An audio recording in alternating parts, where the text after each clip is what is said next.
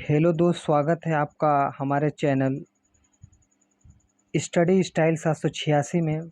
दोस्तों, आज हम क्या करेंगे, ग्रुप डी में आए हुए जितने भी क्वेश्चन हैं हम उसे सॉल्व करने की कोशिश करेंगे। आज हमारा पहला चैप्टर रहेगा जिसका नाम है कोशिका एवं कोशिका संरचना। उससे आज हम 15 क्वेश्चन उसको हम सॉल्व करेंगे और उससे जो भी पॉइंट होगा उसको भी नोट करवाने की हम कोशिश करेंगे।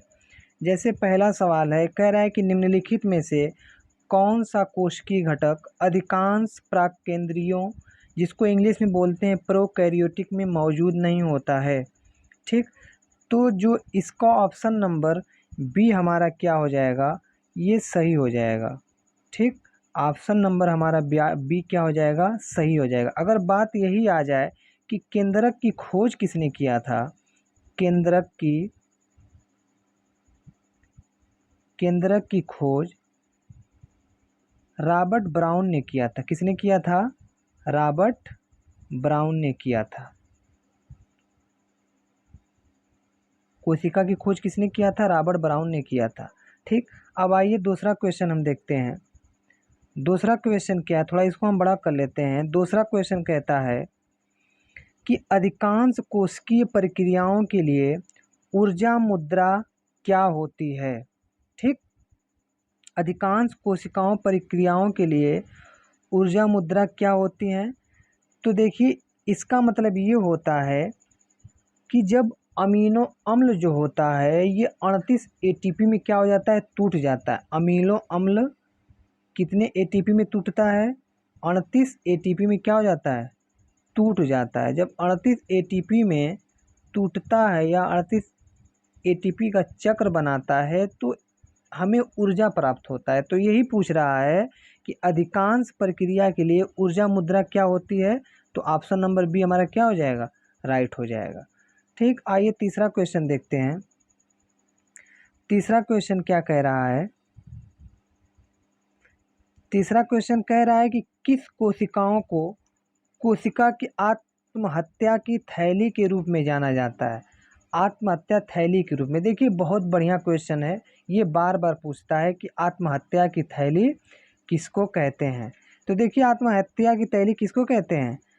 आत्महत्या की थैली लाइसोसोम को कहते हैं। ऑप्शन नंबर क्या, डी हो जाएगा। जब यही पूछ दे कि लाइसोसोम का पीएच मान कितना होता है, लाइसोसोम का जो पीएच मान होता है 4.5 से लेकर 5 होता है।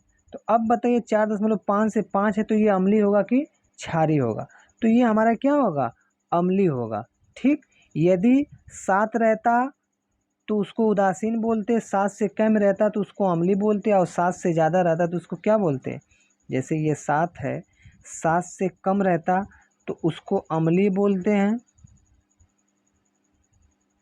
ठीक, और 7 से जब अधिक रहता तो उसको क्या बोलते हैं, बेस बोलते हैं। क्या बोलते हैं, बेस, यानी क्या बोलते हैं, क्षार बोलते हैं। ठीक, आइए हम तीसरा क्वेश्चन देखते हैं। देखिए, अगला क्वेश्चन क्या कह रहा है। अगला क्वेश्चन कह रहा है कि कोशिका में 6 कार्बन वाले अणु, ग्लूकोज के 3 कार्बन वाले अणु पाइरोट में विखंडन की प्रक्रिया कहाँ पर होती है। क्या कह रहा है कि विखंडन की प्रक्रिया कहाँ पे होती है। तो देखिए, जो विखंडन की प्रक्रिया होती है ये कोशिका द्रव्य में होती है। किस में होती है, कोशिका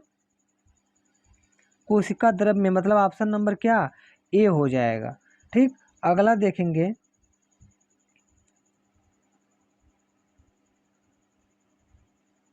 अगला हमारा है 45 नंबर का क्वेश्चन। देखिए, 45 नंबर का क्वेश्चन कह रहा है क्या कि प्रोकैरियोटिक राइबोसोम की उप इकाई की संरचना कितनी है या क्या है।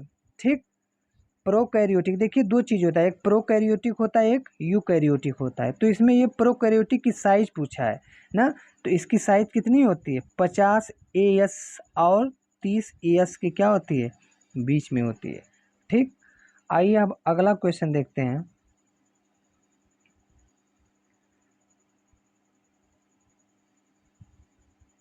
देखिए दोस्त, ये सब आए हुए रेलवे में क्वेश्चन, ये कोई बहकाने वाली बात नहीं। देखिए सब, देखिए RRB ग्रुप डी में आया हुआ क्वेश्चन है ना। अगला देखिए क्या कह रहा है कि प्राकेंद्रकीय कोशिका। देखिए जो बायोलॉजी का जो हिंदी होता है बहुत डिफिकल्ट होता है, कोशिश यही रहे कि जो बायोलॉजी की हिंदी होती है उसको हम इंग्लिश में ट्रांसलेट करके करें। जब इंग्लिश में ट्रांसलेट करके करिएगा तो इस बहुत आप लोगों को क्या होगा, हेल्प होगा इससे ना। तो इंग्लिश नेम बहुत ज़रूरी है। जो यूपी बोर्ड के लड़के होते हैं या बिहार बोर्ड के, थोड़ा उन लोगों को इंग्लिश क्या होता है कमज़ोर हो जाए तो दिक्कत आती है, परेशानी आती है ना।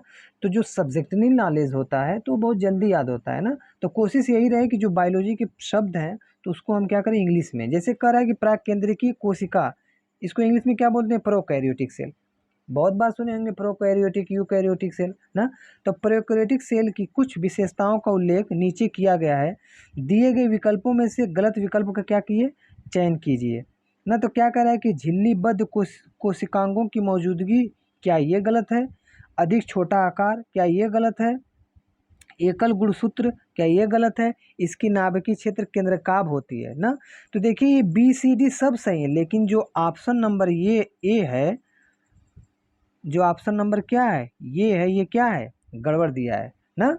अब अगला देखेंगे हम। अगला देखिए कौन सा क्वेश्चन है। देखिए कितना एटीपी, एटीपी का मतलब क्या है, जब 38 एटीपी जब टूटता है ना तो एक ऊर्जा का निर्माण होता है ना। तो वही पूछ रहा है यहाँ से, कह क्या रहा है कि जब एटीपी में टर्मिनल फास्फेट की लिकेंज को जब जल के उपयोग द्वारा तोड़ा जाता है तो कितनी ऊर्जा मुक्त होती है ना। इसका मतलब ये है कि जब उसको तोड़ा जाता है तो कितनी ऊर्जा मुक्त होती है, 32.5, 33 या 30.5 ना। तो 30.5 क्या होती है, ऊर्जा मुक्त होती है। 30.5 ऊर्जा क्या होती है, मुक्त होती है। आइए अगला क्वेश्चन देखते हैं, 8वां क्वेश्चन। 8वां क्वेश्चन देखिए, कह रहा है कि कौन सा कोशिकांग, कोशिकांग का मतलब कि कोशिका का अंग ना, विषाक्त पदार्थों और औषधियों को जहरीले प्रभाव को क्या कर देता है, खत्म कर देता है। मतलब शरीर में अगर कोई जहरीला चीज हो गया है तो उसको खत्म करने का काम कौन करता है, अंतः अंतःद्रव्य जालिका, राइबोसोम, गोल्गी का, माइटोकॉन्ड्रिया। तो इसमें कौन करता है, अंतःद्रव्य जालिका क्या करता है, खत्म कर रहा है। मतलब ऑप्शन नंबर ए क्या हो जाएगा, सही हो जाएगा। देखिए ये भी ग्रुप डी में आया हुआ है 25/8/2022 को। अब देखिए अगला क्वेश्चन क्या है। अगला क्वेश्चन क्या है, कह रहा है कि निम्न में से किस प्राणी ऊतक में चपटी कोशिकाएं होती हैं। देखिए कोशिका चार प्रकार की होती हैं, घनाकार कोशिका होती है, सल्की कोशिका होती है ना। इस तरह मिलाकर कुल 4 कोशिकाएं होती हैं। तो इसमें कह क्या रहा है कि निम्नलिखित में किस प्राणी ऊतक में चपटी कोशिका होती हैं ना, प्लाज्मा कोशिका, घनाभार कोशिका, शल्की उपकला, मास्ट कोशिका ना। तो देखिए जो इसका ऑप्शन है, ऑप्शन नंबर सी क्या हो जाएगा, सही हो जाएगा ना। अब अगला क्वेश्चन देखते हैं।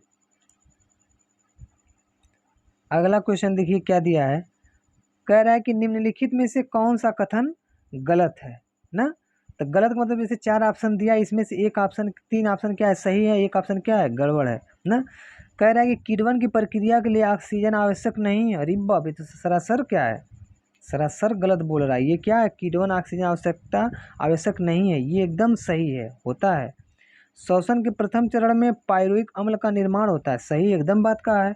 कि श्वसन के प्रथम चरण में ग्लूकोज का विघटन होता है, सही बात, ये भी सही है। डी ऑप्शन दिया, माइटोकॉन्ड्रिया में ऑक्सीजन की सहायता से एसिटिक अम्ल का क्या होता है, विघटन होता है, ये गड़बड़ दिया है ना। तो ऑप्शन नंबर डी क्या हो जाएगा हमारा, ऑप्शन नंबर डी हमारा सही हो जाएगा। ठीक, आइए अगला देखते हैं। अगला क्वेश्चन क्या है, अगला क्वेश्चन कह रहा है कि कशेरुकियों की यकृत कोशिकाओं में HER द्वारा कौन सा महत्वपूर्ण कार्य किया जाता है ना। औषधियों और विषों का निराविषीकरण किया जाता है, लिपिड का संश्लेषण किया जाता है, प्रोटीन का संश्लेषण किया जाता है, जटिल शर्कराओं का संश्लेषण किया जाता है। तो इसमें ऑप्शन नंबर ये क्या हो जाएगा, सही हो जाएगा। आइए अगला क्वेश्चन देखते हैं। अगला क्वेश्चन क्या है, देखिए रोज हम 15 क्वेश्चन आपको कराएंगे बायोलॉजी का, ठीक। निम्नलिखित में से कौन सी कोशिकीय घटक को कोशिका के प्रोटीन के कारखाने के रूप में जाना जाता है? प्रोटीन का कारखाना, वाह, बहुत बेस्ट क्वेश्चन, ये बार बार पूछता है। प्रोटीन का कारखाना की, प्रोटीन की फैक्ट्री किसको बोलते हैं? प्रोटीन के कारखाना की जगह प्रोटीन की क्या कहता है, फैक्ट्री भी कह सकता है ना। तो राइबोसोम को कहते हैं कि गाल्जी क्या को कहते हैं कि माइटोकॉन्ड्रिया को कहते हैं कि हरित लवक कहते हैं। तो आप लोग जानते हैं माइटोकॉन्ड्रिया को क्या बोलते हैं? इसको पावर हाउस बोलते हैं ना। माइटोकॉन्ड्रिया क्या बोलते हैं? पावर हाउस बोलते हैं। माइटोकॉन्ड्रिया को पावर हाउस बोलते हैं। तो ये जो ऑप्शन नंबर ए हमारा है राइबोसोम, इसी को क्या बोलते हैं? प्रोटीन की कारखाना कह दीजिए या प्रोटीन की क्या कर दीजिए, फैक्ट्री कह दीजिए ना। तो यही क्या है, प्रोटीन का कारखाना है। अगला क्वेश्चन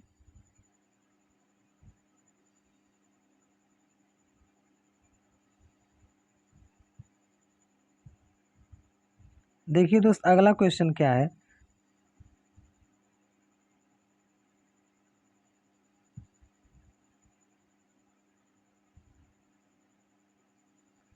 कह रहा है कि निम्न में से किसे कोशिका का पावर हाउस कहा जाता है ना। अभी बताएं पावर हाउस किसको कहा जाता है ना।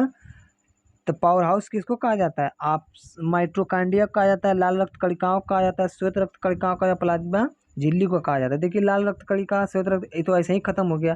अब माइटोकॉन्ड्रिया और प्लाज्मा झिल्ली है, दो ऑप्शन बचे हैं, तो 50-50 है। तो कोशिका का पावर हाउस किसको कहा जाता है? माइटोकॉन्ड्रिया कहा जाता है। ऑप्शन नंबर क्या हो जाएगा? ये हमारा सही हो जाएगा। ठीक, अगला क्वेश्चन देखेंगे।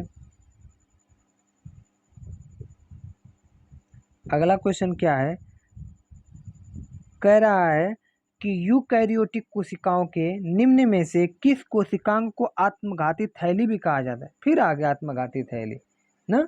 आत्मघाती थैली, इसके पिछले वाले में भी क्वेश्चन में आत्मघाती थैली पूछा था, देखिए फिर थैली पूछ दिया है।